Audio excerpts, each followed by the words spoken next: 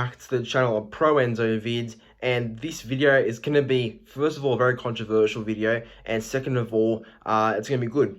So yeah, before I start the video, I just want to say a quick message to all my subscribers and just in general, Merry Christmas to everybody out there. Hope you all had a great day, and I hope you know, you got spoiled well, because yeah, I think well, I did, and but just overall, hope you all had a nice day with your friends and family for Christmas, and yeah, bring on 2022. But yeah, to get into the video now, this is going to be my reaction to Buzz Rothfield's 2022 NRL ladder prediction. First of all, about Buzz, what I think about him.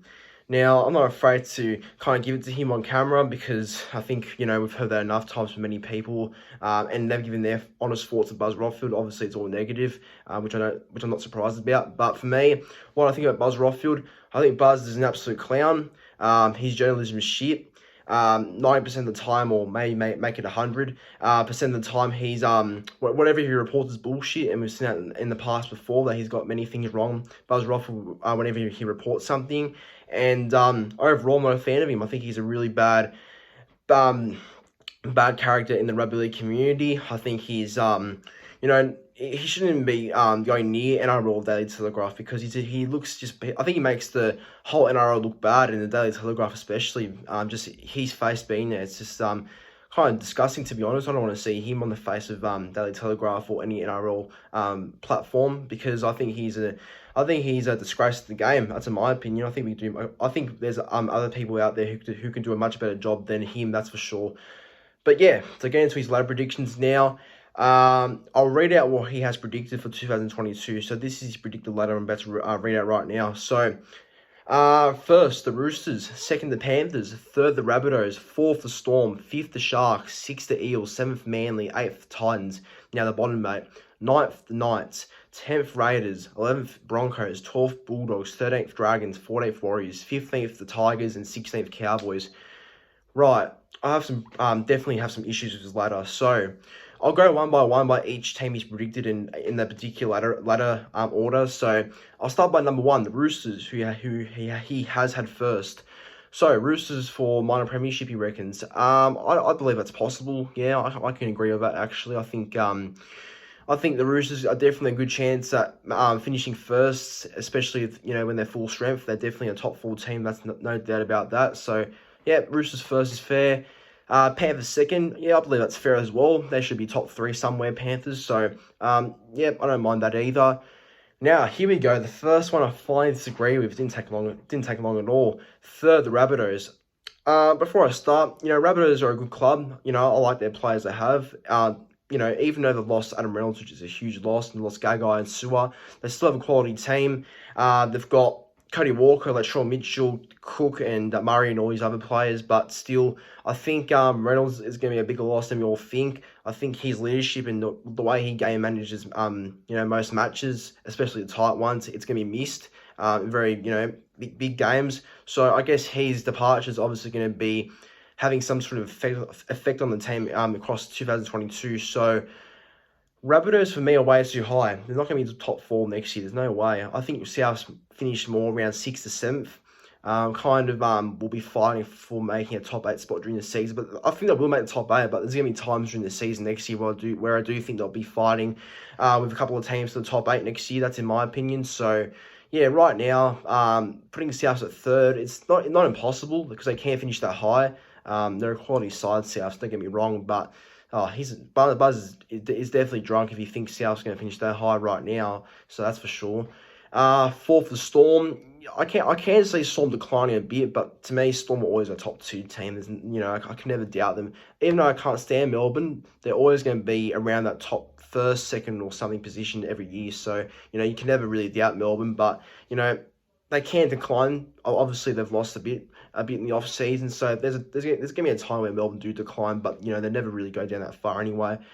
Moving on to his team, he has 5th, the Sharks. Okay, well we expected this. He is biased towards Cronulla. Buzz Rothfield, that's no surprise. He's always been biased to his team. I guess, you know, everyone can be biased to a team eventually, but you know Buzz is definitely no stranger to being biased to Cronulla in many ways. That I can give examples of, but you know, it's too many to count, unfortunately. But yeah, Sharks 5th. Okay, the Sharks will definitely improve next year. I do think Sharks are going to go up quite a bit. And I do think Sharks have really done well in the recruitment sort of area. They've signed Nico Hines, Dale Finucane. Dale Finucane. There's someone else. Cameron McInnes. Yes, that's the other one, McInnes. Yeah, look, they've recruited pretty well, the Sharks. I do think they'll make the 8 next year. Well, that's what I so far think the Sharks make the 8, but I'm not going to give too much away because, I'm not going to give any predictions away just yet. But yeah, Sharks 5th. It's a long shot, but it's not impossible because it can happen. But to me, Sharks they're not going to finish that high yet. That's what I personally believe right now. They might finish around that 7th to 8th bracket, or maybe 6th. But top 5 for the Sharks, yeah, I don't think so because I think another team should be there instead, and that's my team, the Sea Eagles. So I'll get into that after I do the Parramatta Eels, who've come 6th, and he's put Eels above Manly, which I think is fucking stupid. So yeah, Eels 6, he reckons. No, Parramatta won't finish that high up. I think Parramatta on the decline, in my opinion. Even though Reid Marnie, Isaiah Papali'i, and Ryan Corey aren't going to leave the Eels by next season. They're going to leave in 2023. Those players and many more, like Oregon, Confusing, Ray Stone. I think still that's going to have an effect on the playing roster for the Eels. I think losing those sort of players is obviously going to bring some sort of effect to the club. So I think they're going to be bigger losses than we all think. Or not bigger losses, but like it's going to cause a bigger effect on the Eagles. Despite them still staying for one more season, so they're too high. Parramatta, Manly 7th. Wrong. They'll be top 4. Hopefully, fingers crossed. But yeah, I guess it depends on injuries and all that. That's basically where we kind of rely on for Manly with injuries, especially with Tom Trbojevic and Cherry Evans and names like that. But Manly are way too low to be finishing 7th. They're going to finish top 4 for sure. Hopefully. Yeah, Buzz has definitely fucked that one up, that's for sure. And he's fucked this one up as well. 8th, the Gold Coast Titans. No, there's no way Titans are going to finish in the top 8. I can't see this year. Look, I don't hate Gold Coast. I think they're a good club on the rise, the Titans. But this year, it's a low chance for them to finish in the top 8. I can't see a spine on Jaden Campbell, AJ Brimson, Toby Sexton, and Aaron Clark making the top 8. That's a spine that's not going to lead into the top 8. That's going to take time to gel, and it may take a while to gel as well. So there's no way Titans are going to make the 8, in my opinion. Now, he's bottom 8. So he had 9th Newcastle. Okay, 9th Newcastle, that's fair. 10th Raiders, yeah, that's fair as well. I can't really see any problem with that. 11th Broncos, yeah, look, that's fair as well, but I think Broncos may actually go up a couple of spots with Adam Reynolds being at the club, so the Broncos might make the 8 next year, actually. I have a feeling, but, 11th right now is a bit fair. Bulldogs 12th, for me, Bulldogs has got up a bit higher, but, I guess that's debatable, I guess, but 12th's, I guess, a fair position, but, with the team they have next year, I guess Bulldogs fans and, would be obviously hoping they could push for a top 8 spot, so maybe like around 9th or 10th they could finish. So 12th, if they finish 12th, Barrett might get the door or the sack, unfortunately.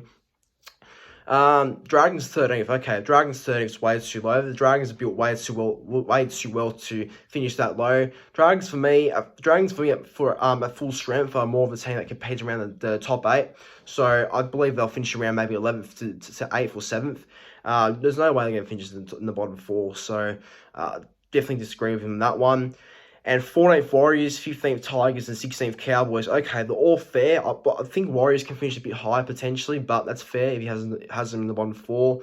And Tigers, Cowboys for the last 2 spots. Yeah, that's fair as well, I guess. But overall, it's way too early to make any predictions and all that. So, yeah, again, Buzz, mate, no one makes their predictions around this time of the year. It's only silly 12 or 11-year-olds or 10-year-olds to make their predictions around this sort of time. Desperate people like them.